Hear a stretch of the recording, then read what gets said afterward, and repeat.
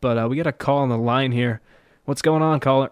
Hey, Ryan, I was just calling in to give a shout-out to all my fellow Pats fans for the Super Bowl this weekend. Oh, the Pats fans, really? Yeah, of course. Well, you are down in Sarasota. Champion, always champion. There's quite a lot of those down there. I had a guy tell me today that Boston is title town, even though the Celtics are in 7th place hanging on. The Bruins are amid a little bit of a collapse right now. 17 championships for the Celtics, though, dude. That's the title town. Yeah, but it's not. It's not. Got what, 3? It's not title town right now, though, is the point. I think St. Louis is title town USA right now because the Cardinals just won the World Series. The Blues are on the path to possibly win the Stanley Cup this year. And the Blues will never win the Stanley Cup. The Bruins are going to repeat. I know they're having a little bit of trouble right now, but they were on smoke streak. Everybody goes through the ups and downs. No worries. All right. Well, I'm assuming you called in to talk Super Bowl with us here. So what's your take? What do you got for us? I'm thinking it's going to be a revenge, 38 to, I don't know. They might get 17, possibly 20, possibly 20. Do you think they're going to crush Eli? There won't be any waiting for an in the grass. They are going to throw him to the ground repeatedly.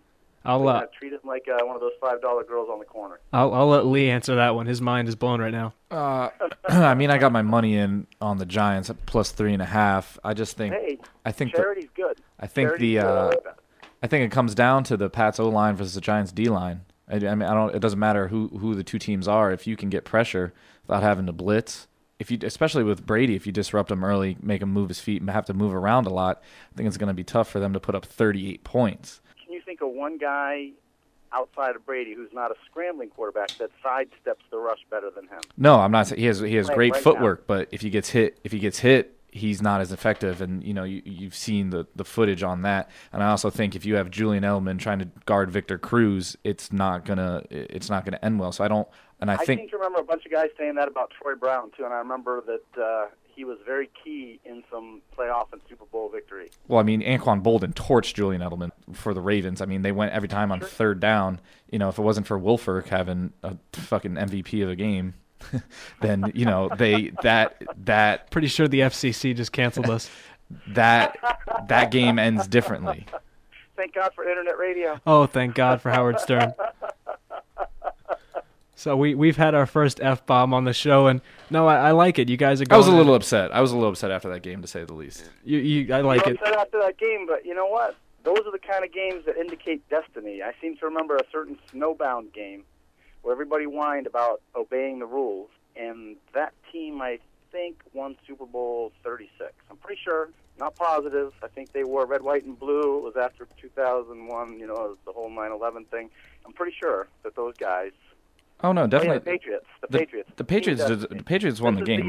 I'm more mad at the Ravens than the Patriots. I'm not mad at the scoreboard. I'm not mad at anything. I don't. No, I'd be mad at that kicker. I'm thinking that he must have played for FSU in a previous life. Wide left.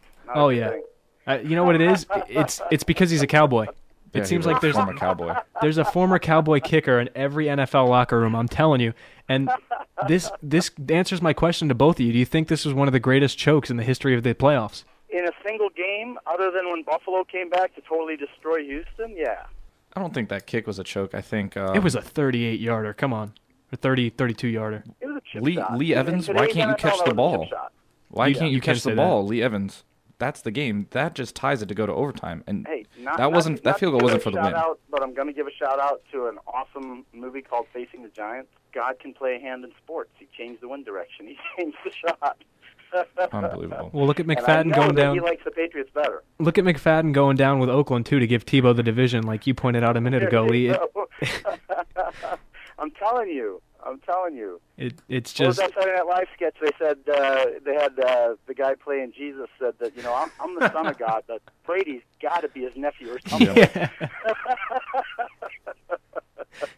Who are you playing on Sunday? The Patriots. Yeah, good luck with that. Good luck with that. I'm not going to be there. It's going to be a good game, and I really think that I'm pulling for Brady for the sole purpose of I want people to lay this Brady didn't win the Super Bowls, the kicker did thing to rest. Oh, my gosh.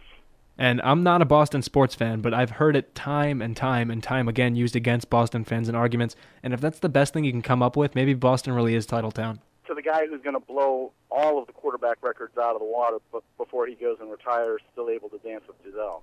I don't know if Brady's going to set. He's already getting pretty old. He had his knee bent backwards and had two of the most prolific seasons. I'm not saying it's his statistics. I'm saying his age is getting up there because Peyton Manning wasn't slowing down either, but he's still 36 years old before he got hurt. Oh yeah, you recover a lot slower. Yeah, I'm 48, and I got to admit I played full court basketball the other day with a bunch of 20-somethings and regretted it for a week. Oh yeah, I watched you with my father out there. My father tore his ACL, so. Oh yeah, that was horrible, man. That was flag football. That was just. First play of the game late. Just because we could coach it doesn't mean we can still play, right? Oh, no. I was a lot fatter then, man. I was not like your dad then. I'm 20. Oh, he's calling my dad fat. Sorry, man. So, okay. I had to get one in on it. Yeah, I'm waiting for that callback for the Sunday game. I know I was 15 minutes late, but I didn't know you guys were going to call it because you didn't have an old guy to beat up on. Oh, yeah, you ruined the game that day. You ruined touch. Well, then our best receiver tore his ACL the next day, and he's my age, so we kind of put it on hold just a little bit here. But real quick, if you had to make a pick before I let you go here for the Super Bowl next season, I know you're probably going to say the Pats, but who do you think comes out of the NFC next year? Does Green Bay just come right back? I think Green Bay comes back like gangbusters, and as long as the majority of their players are healthy, especially their line, on both sides of the ball, they're not going to be anybody else in the NFC that's really going to. Does Donald Driver come back next year? I don't think it really matters if Donald Driver comes back if the other guys come back. Oh no, I'm just asking if Driver comes back or is one. I don't know what kind of offers do you think he's going to get? I don't know. It's just that he's been a decent part of that offense for so long that it's almost like Rondé Barber with the Bucs defense that you really don't want to see him go. It's the locker room presence. It's the coach on the field. It's the guy who knows the system. Yeah, absolutely. I hated when Bruschi retired. I loved when he came back, and I hated when he retired again. And it wasn't because he was playing, all out still, but just because it was like having Belichick and pads out on the field. He knew everything that needed to be done on defense. The offensive lineman for Denver, who's now on ESPN, I've lost his name at the moment, Schlereth is like that too, whereas he was an on-field general, and I love when he gets on air and he'll debate someone like a Colin Cowherd, and I just love when these guys reply with, you've never played the game before, I know more than you, stop. Yeah, you... Just flash those Super Bowl rings a few times like Schlereth did to Cowherd. And I mean, there you go. Schlereth actually threatened to rip his arm off and beat him with it on air. So I mean, sometimes it gets kind of. I'm thinking he could have. Oh yeah. He could have. If he'd let the chin get in tight, though, it could be a problem. Yeah, Colin definitely got a little scared there. He backed off and had Michelle Beadle stand between them. But thanks for the call, and we'll definitely have to have you back on after the Super Bowl. Good, and I'll take all of the accolades for predicting. All right, sounds good. See you, Ken.